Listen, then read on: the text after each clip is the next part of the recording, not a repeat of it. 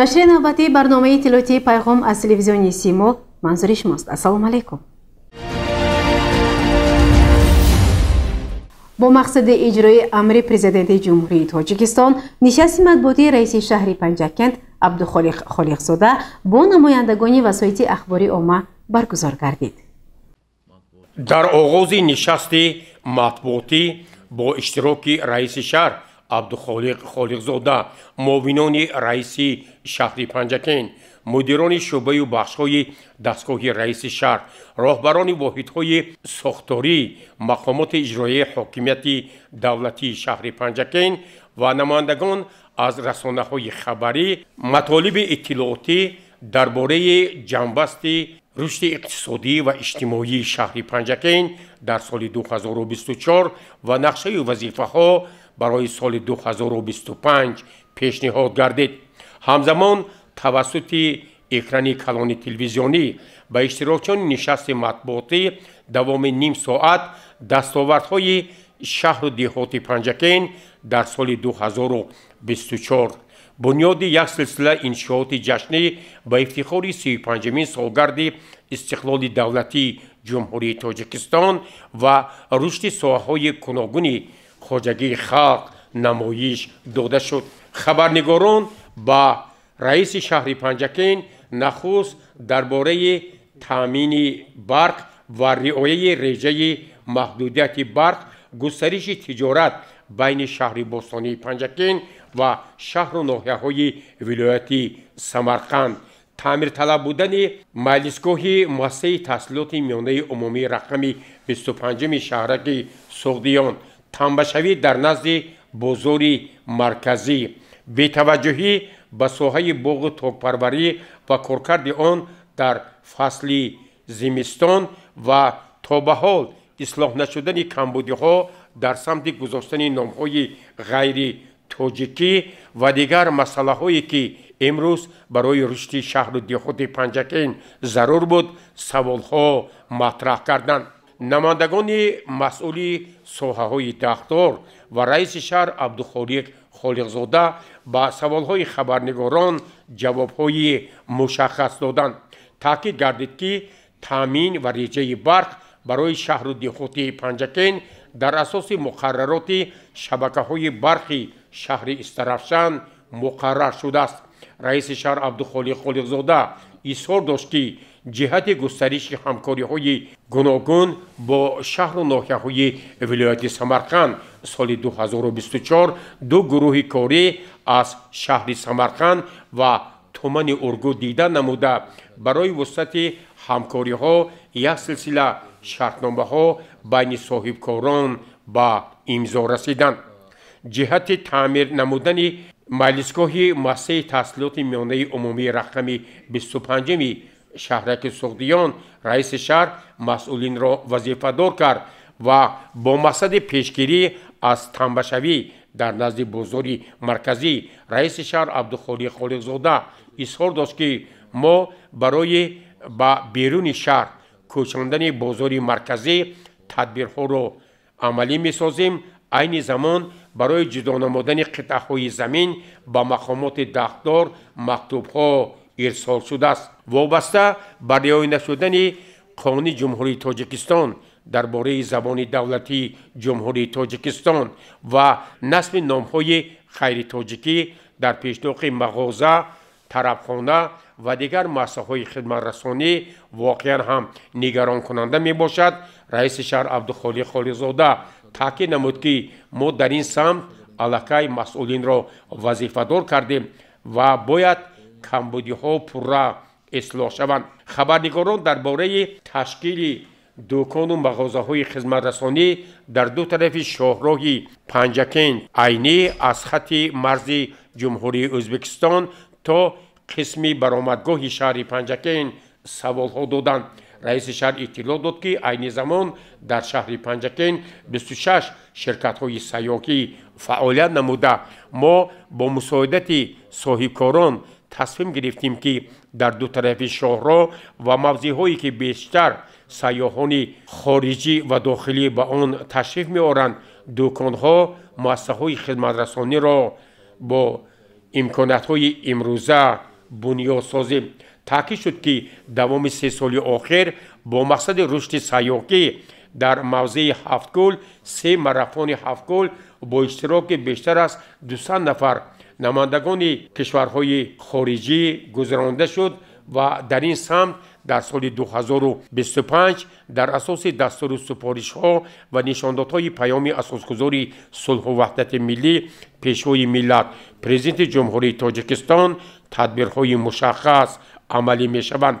وابسته به تعمیر و منفرج کردن راهی موضع شهرک سعدیان تا دوآبه رئیس شهر عبدالخالق خالقزاده اظهار داشت که این راه باید یک راهی بتونی شود، زیرا توسط آن اساساً نقلیات کلان حجم کارخانه مشترک زرافشان حرکت میکنند و این مسئله تحت نظارت مقامات اجرایی محلی حاکمیت دولتی شهر پنجکین قرار دارد.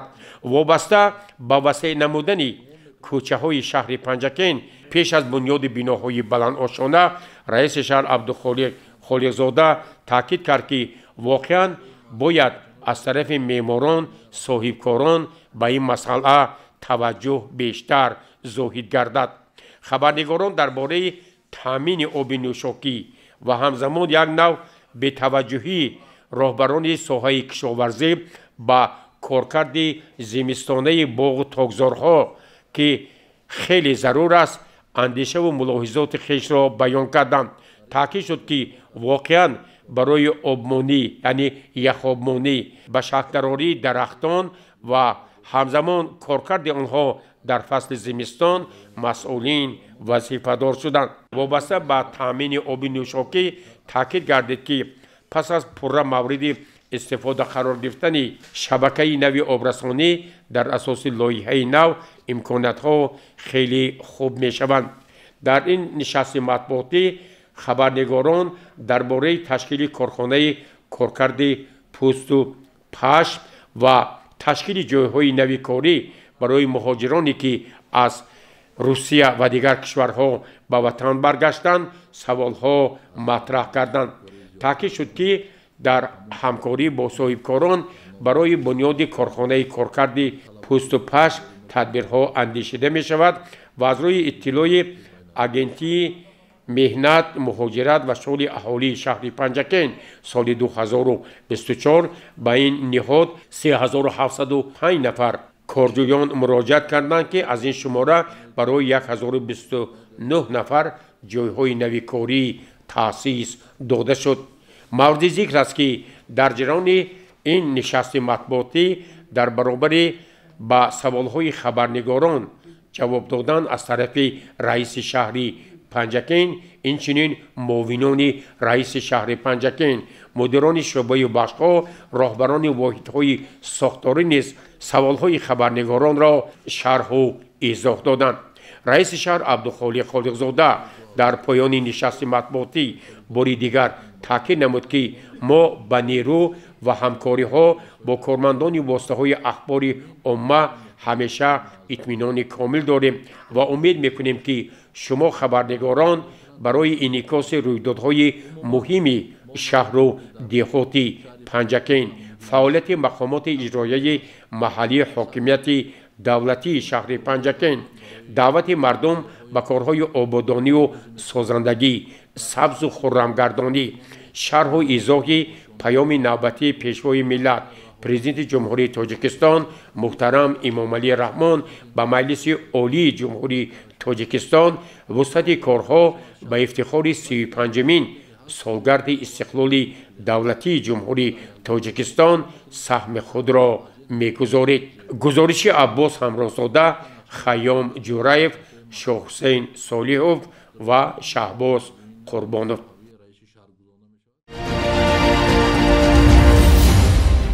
فعالیت شعبه کار با زنان و اویله مقامات اجرایی حاکمیت دولتی شهر پنجکین در سال 2024 نتیجه برداری شده برای سال 2025 نقشه وظیفه ها معین کرده شدند. дар толори кохи ба номи устод лоиқ шералӣ бо иштироки муовини раиси шаҳри Панҷакент Мурод Шукурзода фаъол занону собиқадорон ҷамъ омад доир гардид ки дар он шӯъбаи кор бо занон ва оилаи мақомоти иҷроияи маҳаллии ҳокимияти давлатии шаҳри Панҷакент аз фаъолияти соли 2024 натиҷа бардорӣ кард. Нахуст мудири шӯъбаи кор бо занон ва оилаи мақомоти иҷроияи ҳокимияти давлатии шаҳри Панҷакент Ҳамзира Замонова аз корҳои ба сомонрасонидаи солонаи шӯъба ҳисобот дод. Иттилоъ дода шуд ки дар соли сипаришуда бо иштироки занони фаъол ва собиқадорон дар 14 ҷамъиятҳои деҳот ва 18 маҳаллаҳои шаҳр доир ба баланд бардоштани маърифату фарҳанг ва маънавиёти бонувон, пешгирии шомилшавии занону духтарон ба ҳар гуна ҳизбу ҳаракатҳои ифротгароӣ, ҷудошавии оилаҳо, худкушӣ ва суиқасд ба ҷони худ, никоҳи хешутаборӣ, муҳоҷирати занон, одобу ахлоқи ҳамидаи бонувон, риоя намудани қонунҳои амалкунандаи ҷумҳурии Тоҷикистон дар бораи танзими ҷашну маросим дар ҷумҳурии Тоҷикистон, дар бораи масъулияти таълиму тарбияи кӯдак, ба зинаи сеюми таҳсил фаро гирифтани духтарон, ба муассисаҳои таҳсилоти олӣ дохил шудани онҳо ва монанди инҳо мулоқоту суҳбатҳо ва корҳои тарғиботиву ташвиқотӣ гузаронида шуданд. Инчунин дар давраи ҳисоботи шӯъба бо иштироки фаъолону сокинон дар озмунҳои гуногуни шаҳриву вилоятӣ ва ҷумҳуриявӣ иштирок карда сазовори ҷойҳои ифтихорӣ ва тӯҳфаҳои хотиравӣ гардиданд. Аммо чуноне ки мегӯянд, кор бе камбудӣ намешавад.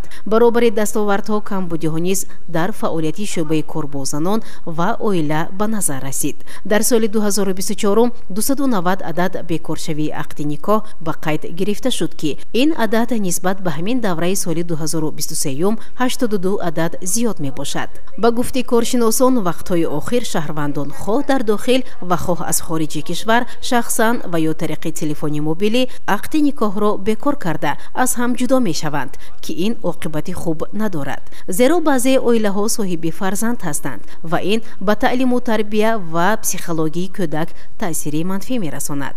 ҳамчунин дар соли сипаришуда 24 нафар бонувон 26 адад ҷиноят содир карданд ки ин нисбат ба ҳамин давраи соли 2023 2 адад кам мебошад. Аммо ба ин нигоҳ накарда ҳар як шахс бояд ба масъалаҳои дар боло зикршуда таваҷҷӯҳи хоса зоҳир намоянд, зеро модарон насли ояндаро тарбия мекунанд. ҳамчунин дар ҷаласаи ҷанббастии солона муовини раиси шаҳри Панҷакент Мурод Шукурзода, мудири шӯъбаи рушди иҷтимоӣ ва робита бо ҷомеаи дастгоҳи раиси шаҳр Шириншоҳ Нуруллоев, мудири бахши танзими анъана ва ҷашну маросими шаҳри Панҷакент Парвиз Амонзода, мудири шӯъбаи иқтисодиёти шаҳр Нигина Икромӣ, роҳбари ташкилоти ҷамъияти ҷавонони пешсаф Малика Додоева сухан гуфта, оид ба пешгирии ҳодисаҳои номатлуб, эҳёи ҳунарҳои мардумӣ, рӯйна овардан ба либоси давлатҳои хориҷи кишвар, сарфакорӣ дар маъракаҳо ва монанди инҳо ибрози андеша карданд. ҷамъ омад бо вазифагузориҳои навбатӣ дар соли 2025 анҷом ёфт. гузориши Муиниса Атамуллоева ва Хаём Ҷураев.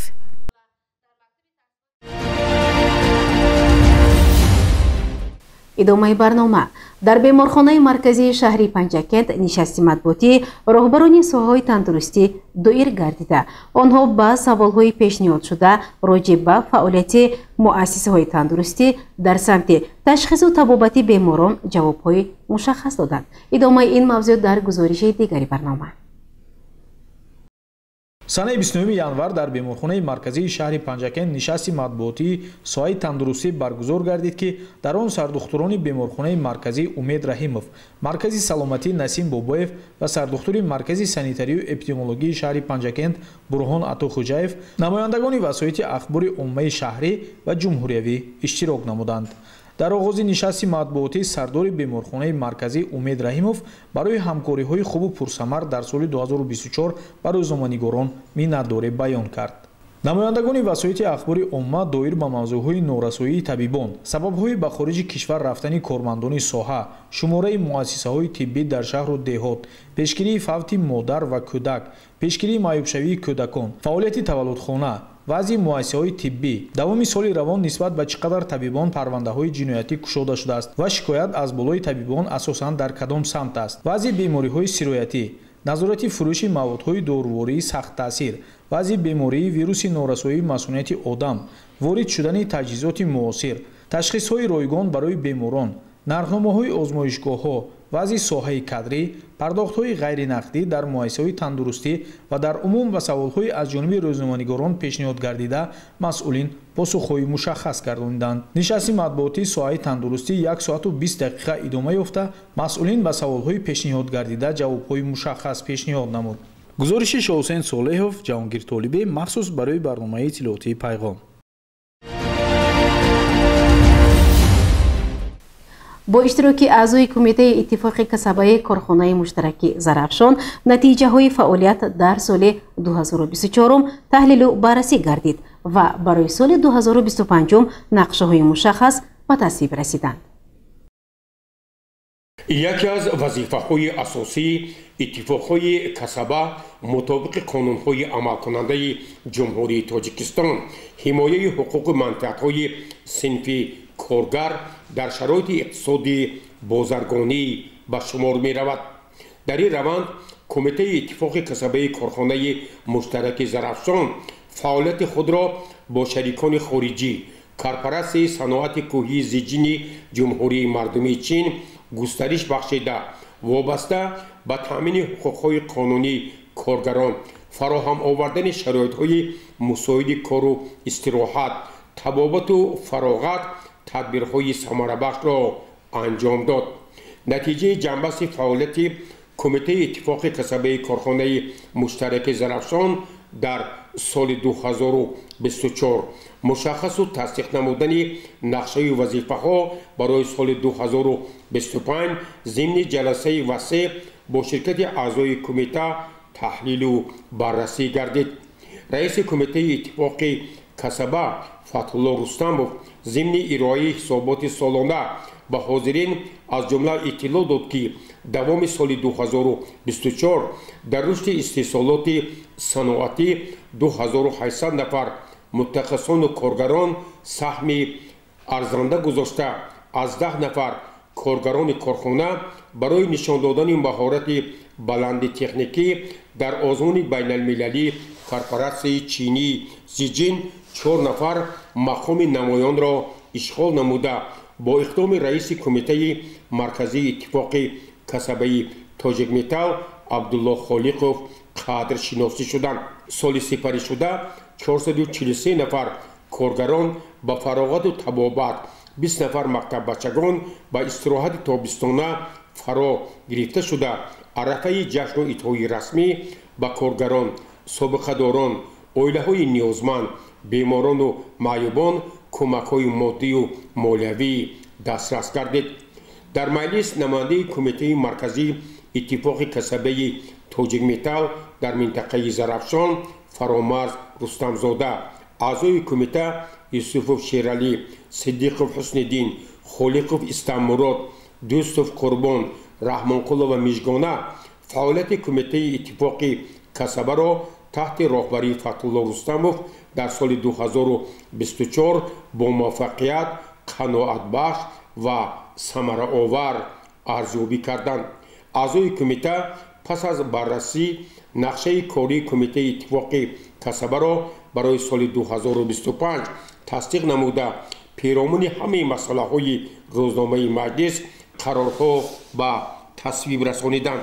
раиси кумитаи иттифоқи касаба Фатҳулло Рустамов бори дигар таъкид кард, ки мо рисолати худро баҳри ҳимояи ҳуқуқҳои қонунии коргарон идома бахшида, дар ҳамбастагӣ бо маъмурият ҷиҳати татбиқи ҳадафи чоруми миллӣ саноатикунонии босуръати кишвар, нишондоди паёми навбатии президенти ҷумҳурии Тоҷикистон муҳтарам Эмомалӣ Раҳмон дар самти эълон шудани солҳои 2025-2030 солҳои рушди иқтисоди рақамӣ ва инноватсия, истиқболи сазовори 35-мин солгарди истиқлоли давлатии ҷумҳурии Тоҷикистон ҳамаи ҷаҳду талош ва имкониятҳои хешро равона месозем. гузориши Аббос Ҳамроҳзода ва Шоҳусейн Солиҳов.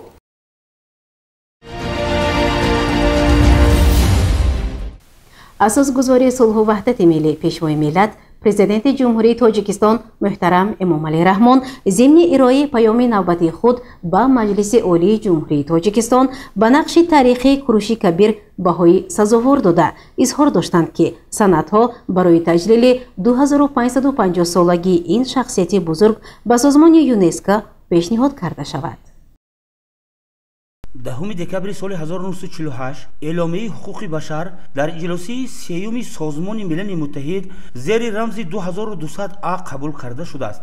Эъломияи ҳуқуқи башар аз тариқи андешаҳои Куруши Кабир, яъне эъломияи ҳуқуқи башар, қонунгузории шаҳншоҳи ҳаққонишиён буда, ғояҳои зиёди ҳуқуқӣ ва ахлоқӣ дар эъломияи ҳуқуқи башари Куруши Кабир инъикос ёфтааст. Аз тафовут дар байни эъломияи Куруши Кабир ва эъломияи умумии ҳуқуқи башар бармеояд ки қонунҳо дар баробари талаботи умумӣ бояд махсусиятҳои ҷомеаҳои мушаххасеро низ ифода намоянд, ки барои он навишта мешаванд.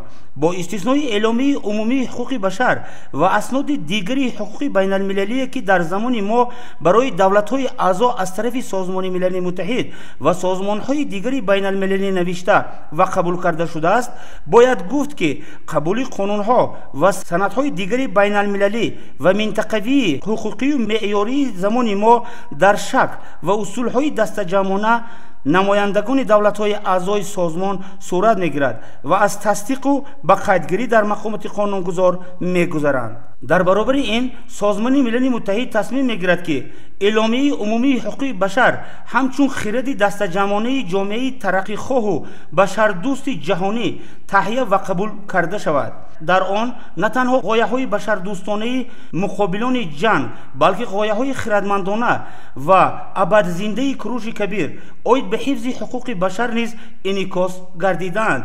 дар ин бора муҳаққиқон зиёд фикри худро баён сохта ба эъломия ва муаллифи он Куруши Кабир баҳои баланд доданд. таъкид бояд кард ки эъломияи ҳуқуқи башари Куруши Кабир ба таҳияи эъломияи умумии ҳуқуқи башар таъсир расондааст. ҳанӯз замоне ки ин санади муҳимтарини ҳуқуқи байналмилалии муосир қабул карда шуда буд, маълум гардид ки он ҳанӯз тамоми паҳлӯҳои ҳуқуқи озодиҳои инсонро дар бар нагирифтааст, чунки ин санад бештар масъалаҳои умумии ҳифзи ҳуқуқи озодиҳои инсонро дар бар гирифтааст. бинобар ин иҷлосии сеюми кулли Созмони Милали Муттаҳид дар соли 1948 тасмим гирифт ки дар асоси эъломияи ҳуқуқи башар ду санади дигари ҳуқуқи байналмилалӣ низ таҳия карда шавад. паймони байналмилалӣ доир ба ҳуқуқҳои гражданӣ ва сиёсӣ ва паймони байналмилалӣ доир ба ҳуқуқҳои иқтисодӣ, иҷтимоӣ ва маданӣ. гузориши Ғайбулло Муҳаммадиёв ва Шаҳбоз Қурбонов.